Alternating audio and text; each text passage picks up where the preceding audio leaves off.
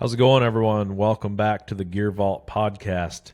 Today in the vault, we're talking about some new releases from a few firearm manufacturers as well as some ammunition new releases. So, without further ado, we're just going to get right into it. The first thing I want to talk about is going to be Ruger. Now, Ruger released something here recently that I am pretty interested in. So, I'm just going to pull up my screen here. I'm just going to share it. So if you're listening on Spotify, switch over to the video version if you want to see. Otherwise, you can watch it on YouTube. But the first thing that we're going to mention from Ruger is going to be their American rifle Gen 2 Prairie. That's what you're looking at here. And the biggest difference on this isn't any kind of groundbreaking release. The biggest difference is that this has a bull barrel. So heavier contour barrel, and then obviously the color scheme is different. So you got the bronze barrel with the black stock. And I mean, granted, it does look good. And the other thing that's kind of cool about it, in my mind, is it does come with 20-inch barrels across the board. I think that's a good kind of happy medium length. You got 308, 6 Creed, 223, 22 ARC. All of them have the 20-inch barrel. MSRP does show that it's $729. My guess is you're probably going to pick these up at like $599, kind of like every other American out there. Maybe $650 at the most would be my estimation. I want to kind of get my hands on one of these though.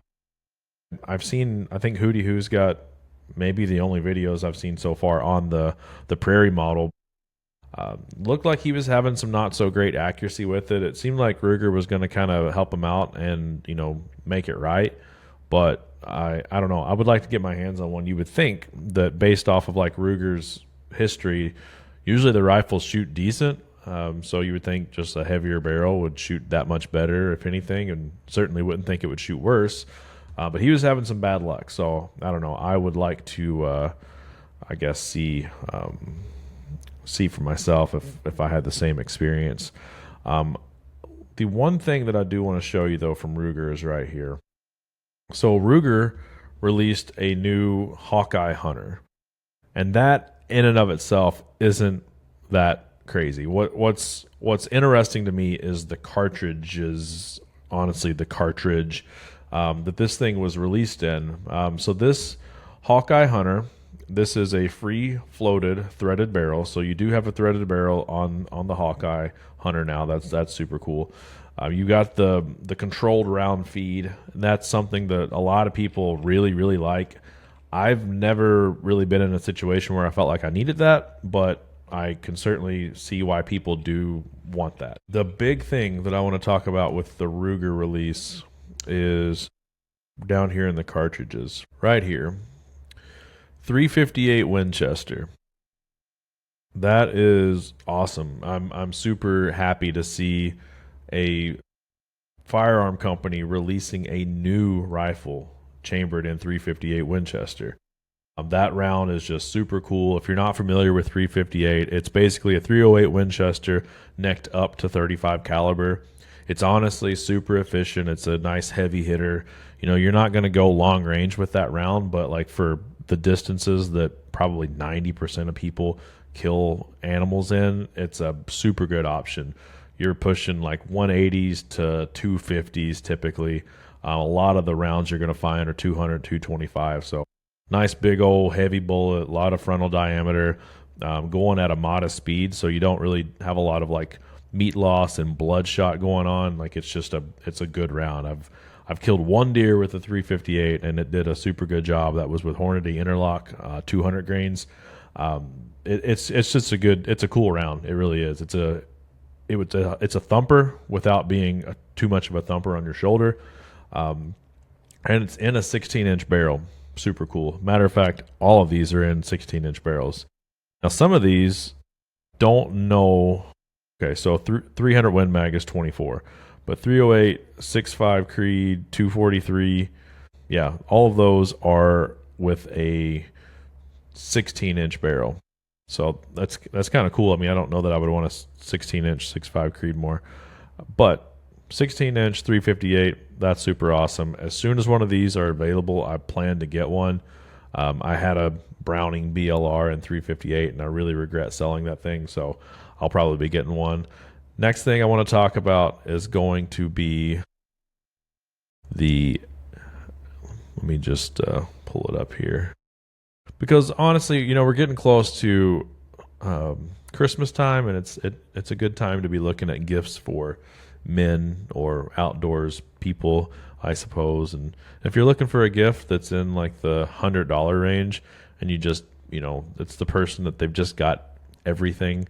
I think this might be a good option, if nothing else, just because it's just kind of cool. And that is, pull it up here. So we've got the MDT Slingshot. The MDT hand cannon slingshot. This is $100 slingshot. But you know what? It's pretty freaking cool looking. And I honestly, when I seen this release, I thought it was a joke. I was like, really? Like, slingshot? But it looks like it's serious. So you select your handle. Just go regular handle. And what you can do is you can add this AR grip interface. And then it looks like when you do that, you can put these like interchangeable AR grips on this slingshot, which is kind of cool. Pretty wild. Then the other thing that you can do is, instead of the AR grip, you can just leave a straight grip and add a Picatinny rail. Why would you want a Picatinny rail on a slingshot? Well, let's keep scrolling. So it'll have you select your ammo. You got 3/8 clay ammo or 5/16 steel ammo. I don't know. But so with the Picatinny rail, we're at $115. And I just want to show you one thing before we move on right here. Tactical modularity. Picatinny rails, sling studs, and sight mounts give you room to add send it levels. Okay, that must be something they sell. I don't know what that is. Lights, lasers, and lanyards. Build it bare bones or load it up. I'm just imagining a situation where you're like getting mugged. You know what I mean? You're downtown, you're out with the lady, just come out of the movies, some dude's like, give me your wallet. You're like, you know what? Hold on. And you pull out a freaking aluminum slingshot with a tactical light. I don't know how that would go. Honestly, just funny. Like, would I buy a $100 slingshot? Probably. I don't know about I guess you'd probably put a light on it just for like Instagram pictures. Like if you're actually like using that thing as low light self-defense. Tell me what your thoughts are on that. I'm like $100. I wish it was $50. You know what I mean? $100 is kind of an investment for like my own thing. As a gift, I think it'd be kind of a cool gift. A lot of people do like $100, like, draw names for Christmas or whatever, and the $100 spending limit on one person. If you got an outdoors type person that seems like they have everything, that might be something kind of cool. I mean, I would think that was cool if I got that as a gift. But yeah, I don't know. Like I said, I thought it was a joke at first, but it doesn't appear to be a joke. The next thing that we're going to talk about is Hornady. And I feel like I'm saving the best for last, so just bear with me here. And the best not being this. This isn't the best release here, but it is a release. So this is Hornady's 2026 products. A couple of these really don't interest me. If you are interested at all, feel free to go to their website and check it out. They've got a nice little video that kind of lays it all out. But so they introduced some 22 Creedmoor components and ammunition. To be honest, I thought that they already had that, but apparently that's not the case. I haven't researched much 22 Creedmoor stuff, but it appears that they released VMatch 69 grain ELD VT at 3560 feet per second, Precision Hunter at that's an 80 grain ELDX at 3285, and then they've got a 65 grain CX, which I'm pretty sure their 22 ARC CX loading is 70 grain, so I'm not sure why they would go lighter on the 25 or the 22 Creed, but that's at 3660, so it is super fast.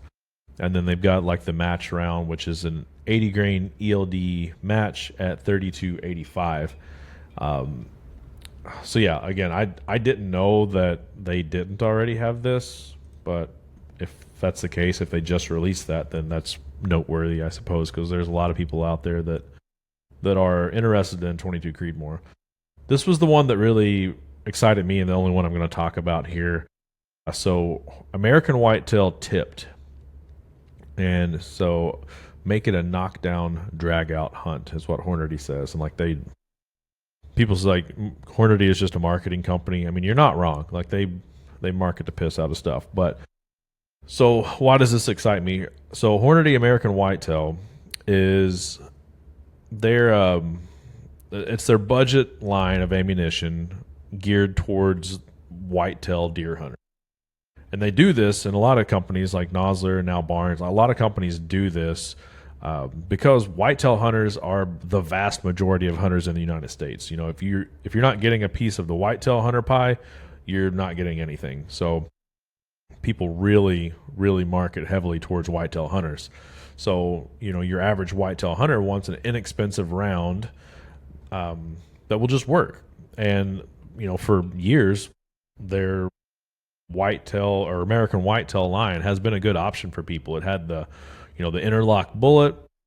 It's honestly typically pretty darn accurate, all things considered. And it just works. And it's, you know, $30 for a box of ammo versus a lot of it's getting to be 60 now. So I was on Midway USA a couple days ago just looking for 308 ammo, and I seen this American Whitetail tipped being listed as a new option, and it is in stock. And I was super excited because, as silly as it sounds, I think a polymer tipped bullet is something that people want these days. Like, granted, you don't need it, but like given the option between like a fusion and a fusion tipped, I'm probably going to buy the fusion tipped. I don't know if it's like our brains are like wired nowadays to think that we need the polymer tip, but I think from a marketing standpoint, it makes a lot of sense for a company. It does, you know, inevitably help BC numbers. So if you can have the same bullet, you know, the interlock bullet with a polymer tip, it's only going to be better, right? It makes a lot of sense to me. So I clicked on it because I'm like, hey, Hornady American Whitetail tipped, inexpensive as per usual with American Whitetail. And I go into it, and much to my dismay, I see this. American Whitetail tipped ammunition is loaded with Hornady SST and FTX bullets. So it's not the same situation as like Federal did with their fusion tipped. They didn't create a new bullet. They didn't make a what I would have assumed would have been a tipped interlock bullet, which would have been cool. They didn't do that. They are putting an SST or an FTX bullet in here. Let's just see which one. I mean, what, 350 Legend? Yeah. So 350 Legend has got the FTX. Other than that, it's SSTs. And I mean, okay, weird. 300 PRC has a 165 grain SST. Who who is shooting a 300 PRC and wanting to shoot 165s from it? Like, what's the benefit there? Also, okay, what? A 154 SST for a 7 PRC. So now you've got a 7 Rem mag. Cool. Like, I only looked at 308. I didn't even look at these other offerings. Like, these suck. 130, 270, 129, 65 Creedmoor. Because here's the deal. So the SST bullet is one of those bullets, and please chime in if you've had similar or complete opposite experience. I've used the SST bullet a ton. I mean a lot. Why? Because they loaded it in a lot of their custom and their super performance, and it just got loaded into a lot of their ammo. And the SST actually always shot pretty good for me. So I ended up shooting it at a lot of deer, and it was fine. I felt like for like 100 yards and over with like most of the stuff I was shooting it from, which was 308, 30-06. So we'll say, you know, once it goes below 2,500 feet per second, it's probably okay. But man, that bullet fragments and blows up like none other. Like I actually, the ELDX is a better option for close range stuff in my opinion, and based on my experience now at this point, the SST blows up like a son of a gun, and it's just weird to me because here's the thing: like you're marketing to deer hunters, whitetail deer hunters, nonetheless. Where do most whitetail deer hunters hunt? Most of them are hunting in the woods, and most of them are shooting under 200 yards, and the majority of those are shooting under 100 yards. So I feel like you have to market or build your product around that fact. Like you can't just assume, that everyone's trying to shoot long range because a lot of people can't shoot long range. Like Nosler just brought out like whitetail country not that long ago. It's been a few years, but like Barnes brought it out. Barnes was smart. Like they brought out a good like close range hunting bullet, inexpensive to make. Also has a polymer tip, so like kudos to Barnes. But like the SST is just not a good bullet under 100 yards.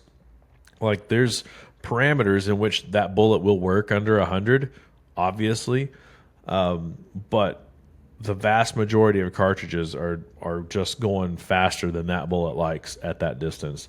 And for the people shooting stuff at 50 yards, I would not recommend getting this new tipped Hornady American Whitetail at all. And if you're shooting under 200 yards, there's way better options out there. If you're just dead set on Hornady, just get the regular American Whitetail because that bullet, while it does have an ugly old terrible BC, exposed lead tip, that bullet is pretty accurate and it does hold together better than a lot. So like I did an ammunition test back this summer with a Barnes TTSX, a SST, and the interlock. I think that was the only three I did. Obviously the TTSX was awesome at like close range. I was shooting 25 yards, but at 25 yards, the interlock blew the pants off the SST as far as like just, integrity, holding together. And so if you're the kind of person shooting, under 200 yards, don't go for these bullets that are known to fragment and blow up. It's just a recipe for disaster. Like if you're shooting perfectly broadside and don't hit any structure, you're probably going to be fine. But even then, if you're shooting high velocity or hitting high velocity, depending on the distance, like you're probably not going to have a great chance at getting an exit wound. And so like if it does run off, like it's going to be tough to find it. So like why take the chances? You go to an interlock, core locked, something, some sort of locking mechanism, some sort of controlled expansion, if you will, bonded, monolithic. There's so many options that are really good if you're under 200 yards. If you're shooting 600 yards, SST is probably fine, but a lot of guys aren't. Most guys aren't, actually. And so I was a little bit disappointed to see that had the SST bullet. I just really was. I'll probably still get some and try it out for you all, but I was a little disappointed. And now that I look at the other options, like 165 grain in the 30-06, the 300 Win Mag, and the 300 PRC. Like, I get it. You're trying to make it cheaper to produce. I understand that. You're like, let's have 1 grain, 30 cal. Also, look here. So if you can see, 30-06, 165 grain SST application, deer and elk. 300 PRC, deer and elk. 300 Win Mag, deer only. So if you have a 300 Win Mag and you want to go elk hunting, don't buy American Whitetail because it's not going to work. Okay. I think that's enough. That's enough Hornady for right now. Like, the more I look into like Hornady and because like I said, every time I shoot Hornady in like a video or something, everybody's like, "Oh, Hornady's just a marketing company and they're not, they don't make good ammunition." And again, I will say I've had pretty good luck accuracy wise from Hornady. I've had varying results like on like terminal performance, but like I don't think there's anything wrong with Hornady ammunition, but man, people love to say that you know, they're like the Creed or Nickelback of ammunition, right? And yeah, when I look at stuff like this, I'm like, okay, well, I kind of see that.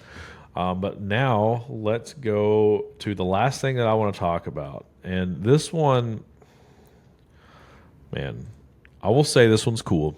I'm not gonna lie, it's kind of cool, but it's also kind of dumb. I'll show you why. Pulling it up now.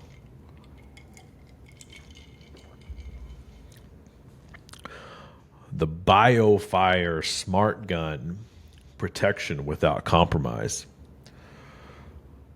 So, for those of you that are watching on Spotify or YouTube, there's this nice little video of a family getting ready to head out for a day, and there's this pistol that's just locked into this weird little thing that looks like you could just take the whole thing. But the gist of it is this. This is a pistol that will not engage unless the correct user biometrically unlocks this pistol. So let me just read this. The 9mm BioFire Smart Gun locks the moment it leaves your hand and cannot be fired unless an authorized user picks it back up. Your smart gun only fires for the people you choose, so your firearm can never cause a tragic outcome in the hands of a child, criminal, or anything else. This kind of feels like we're living in like futuristic times, right? Like this doesn't seem real, but it also is certainly like believable. Like it is real, like it's certainly doable. Lightning fast biometrics. For authorized users, the BioFire Smart Gun operates just like any other firearm. BioFire's proprietary Guardian biometric engine uses integrated fingerprint and 3D facial recognition systems to verify your identity in any situation. Instantly unlock your firearm just by picking it up. No codes, buttons, or gadgets required. How the heck does it see your face? I don't see a camera back here. Like I can see like right here there's a what looks like a fingerprint scanner, so I guess hopefully your thumb just happens to land there. This thing is a little thick. It looks like a taser, kind of. It's pretty ugly. Trusted by experts. Tell me their names. I guarantee you there's not an expert out there that's using this thing. Total control, home defense on your terms. We engineered the BioFire Smart Gun so that you never have to choose between safe storage and instant access. Enroll multiple users. Personalize your settings. What settings are you personalizing? Like honestly, like I get it. Like your thumb unlocks it, but what settings can you personalize? Like that's weird. Your smart gun will always be ready when you are, and locked for anyone else. And then where we come from, and there's all these companies: U.S. Army, Navy, Google, Lyft. I didn't know Lyft was in the firearm game. Let's see. Let's build a smart gun. $1,500. No, thank you. Smart gun, batch 6. Ships early 2027. At this point, I mean, that sounds weird. Like, that sounds like too far off, but like, realistically, it's a year from now. I think I was on a waiting list for a Cybertruck for like 5 years at one point. And by the time that it was released, it was kind of gay, so I didn't do it. Let's see. Can I pick the color? Yeah, so you can pick the colors. Kind of looks like a blaster. I don't know. $1,500 for a gun that you have to unlock with your thumbprint seems kind of ridiculous. Let me give a little credit where credit is due, right? It is cool. it is interesting. Lightning fast. I don't think there's any biometric system that's going to be faster than me just grabbing a gun that's ready to go, from my belt or whatever. Could be wrong, but it seems a little gimmicky to me. This seems like something that was designed in a boardroom and not on a gun range. Could be wrong, obviously, but let me know what you think about this thing. I don't like the idea that it's like you can just set multiple users to your handgun. Like it just seems like I don't know. It seems like it's just asking for trouble with the government potentially. Could be wrong. I don't know. Let me know what you think about the BioFire smart gun. I guess in the comment section. But yeah, guys, I appreciate you watching. I mean, to be honest, out of all of that, the thing that I'm most excited about is the Ruger 358 Winchester, because it is getting harder and harder to find like the BLRs in 358, which is what I would love to have. I had one and I sold it and I regret it. And every time I go to look at one, it's like $2,000. So I'm excited to try one of these, because if you haven't tried a 358 or even a 35 Wayland, they're super cool and they're super efficient, and I really like them. And I think that you should try one. And try a Ruger. It's not going to break the bank. If you don't like it, put it on Gunbroker and I'll probably buy it. But yeah, let me know what you think. Hornady, I don't know what you're doing, Hornady. Like, don't call it a tipped interlock, or don't call it a tipped American whitetail if it's not a tipped interlock. Make a new bullet. Stop trying to cheat the system. Appreciate y'all listening. Appreciate y'all watching.